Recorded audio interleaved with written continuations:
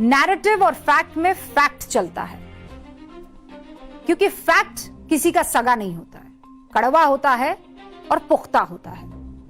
और इसीलिए आज हम प्रियंका गांधी के उस पूरे बयान को फैक्ट के तराजू पर तौलने की कोशिश करेंगे।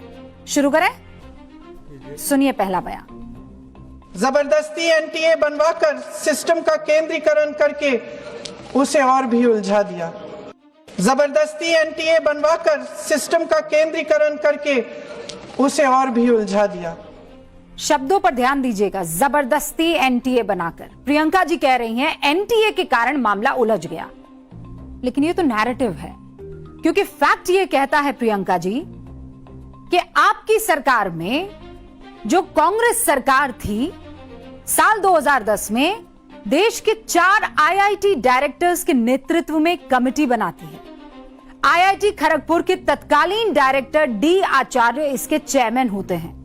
आईआईटी बॉम्बे, मद्रास और रुड़की के डायरेक्टर भी इस टीम का हिस्सा बनते हैं। और ऐसा कोई डायरेक्टर इसमें नहीं था जिसको आप कह सके कि ये आपकी विचारधारा वाला नहीं था, क्योंकि ये सब आपकी पार्टी के ही सरकार के दौरान डायरेक्टर चुने गए थे, बने थे। इन चारों आईआईटी डायरेक्टर्स की कमेटी ने, ध्यान से सुनिएगा, देश में सभी कॉलेजेस की भर्ती परीक्षा आयोजित करने के लिए एक एजेंसी बनाने का सुझाव दिया। यह सुझाव कब दिया गया? साल क्या था? 2010। सरकार किसकी थी? मनमोहन सिंह। मनमोहन सिंह किस पार्टी से आते हैं? कांग्रेस से।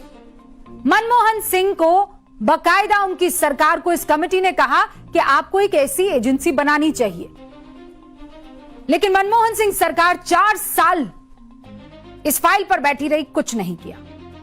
फिर आ गया साल 2014, सरकार आ गई मोदी की। 2017 में एनटीए का गठन हुआ, यानी अभी भी किसकी सरकार चल रही है? मोदी की 2017।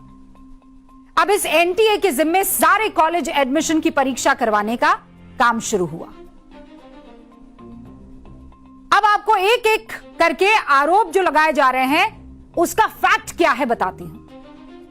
प्रियंका जी ने देश की शिक्षा बजट को लेकर कुछ कहा है, पहले सुनवा दूं वो बयान, सुनिए आप। देश के कुल बजट में एजुकेशन बजट की हिस्सेदारी हर साल बढ़ाने की बजाय घटती जा रही है। एक बार फिर सुनिए क्या कह रही हैं प्रियंका गांधी। देश के कुल बजट में एजुकेशन बजट की हिस्सेदारी हर साल बढ़ाने की बजाय घटती जा रही है। अब यहां भी गलती कर गई।